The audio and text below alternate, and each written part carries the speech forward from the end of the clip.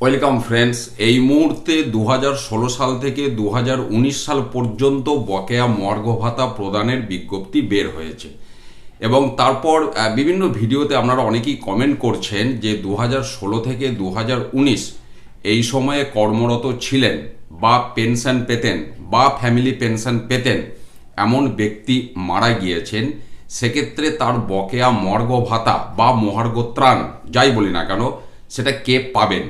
দেখুন, পেনশনারদের জন্য যে বিজ্ঞপ্তিটি বের হয়েছে সেখানে কিন্তু সুস্পষ্টভাবে এই নিয়ে নির্দেশিকা দেওয়া আছে। সেখানে পরিষ্কার বলা আছে যে ওই যে ব্যক্তি যিনি চাকরি করতেন তার যে লাইফ টাইম এরিয়ার ফর্মে যাকে নমিনি করা আছে সেই নমিনি সেই বকেয়া মর্গ ভাতা এরিয়ারটি পাবেন। লাইফ টাইম এরিয়ার নমিনি এবার সব ক্ষেত্রে যে সবাই করে থাকেন এমনটাও নয়।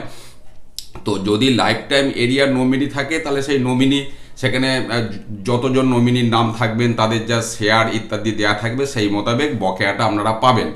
আর যদি লাইফ টাইম নমিনি না করা থাকে সেক্ষেত্রে যিনি লিগ্যাল এয়ার, সেটাও কিন্তু ওই বিজ্ঞপ্তিতে স্পষ্টভাবে বলা আছে, যিনি লিগ্যাল এয়ার তিনি কিন্তু ওই বকেয়া মর্গ ভাতা বা মহার্ঘ ত্রাণ সেটা কিন্তু তিনি পাবেন। তবে এই ব্যাপারে আমি ব্যক্তিগতভাবে একটা কথা বলবো, এরকম যদি সিচুয়েশন কারোর হয়ে থাকে আপনারা অবশ্যই ওই যে পিপিওটা আছে, পেনশন পেমেন্ট অর্ডার বা পেনশন সংক্রান্ত যা যা কাগজপত্র আছে সেগুলি নিয়ে অবশ্যই একবার সংশ্লিষ্ট পেনশন ডিপার্টমেন্টে দেখা করবেন এবং কথা বলবেন। কিন্তু আমি পরিষ্কার বলছি, বিজ্ঞপ্তিতে স্পষ্টভাবে লেখা আছে লাইফ টাইম এরিয়ারের নমিনি অথবা লিগ্যাল এয়ার যারা আছেন তারা কিন্তু আপনার এই বকেয়া মর্গ ভাতা বা মহার্ঘ ত্রাণ এটি কিন্তু পাবার যোগ্য।